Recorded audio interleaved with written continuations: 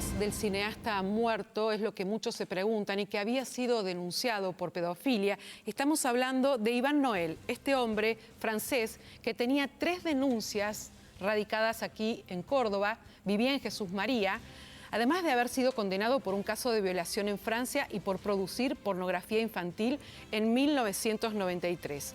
La investigación penal por presunto abuso sexual de Iván Noel contra 3 adolescentes de Jesús María y la posterior noticia de su muerte, bueno, han generado mucho más misterio en torno a lo que habría ocurrido con este hombre. Claudio Minoldo, quien es periodista de La Voz del Interior, siguió muy de cerca esta investigación y a él le preguntamos, ¿no? ¿Qué fue lo que ocurrió o cuáles son los datos? Porque vivís allí en Jesús María y me imagino que esto ha generado mucha conmoción. ¿Cómo estás, Claudio?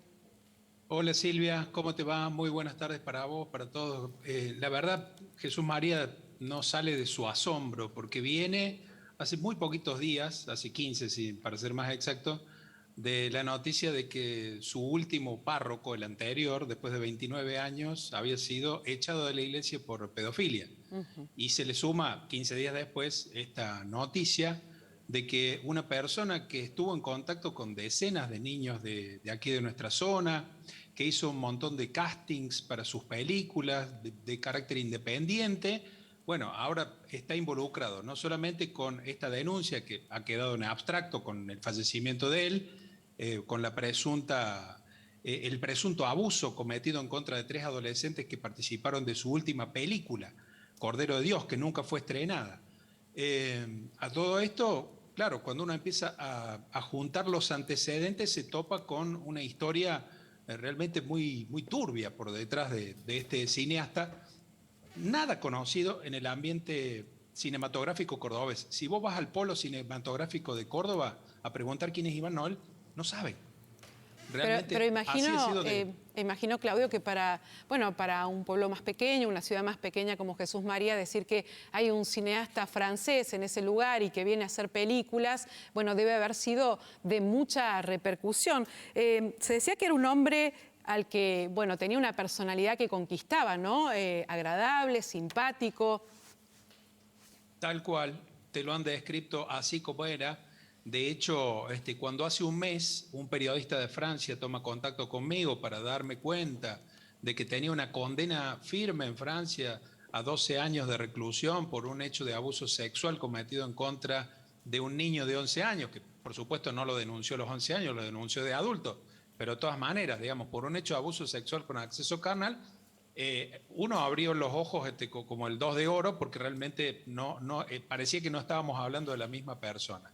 Y con el correr de los días, desde esa llamada de hace aproximadamente un mes, nos fuimos encontrando con realmente un montón de cuestiones que ahora, a la luz de todo lo que se conoció judicialmente, nos hacen ver que estábamos frente a alguien que tenía claramente si se quiere, una doble faz. La famosa historia del Dr. Jekyll y Mr. Hyde. Así es. Esta persona hacía muchos años que vivía, te pregunto porque las denuncias están hechas por adolescentes varones, ¿verdad? No son mujeres, sino sí, adolescentes varones.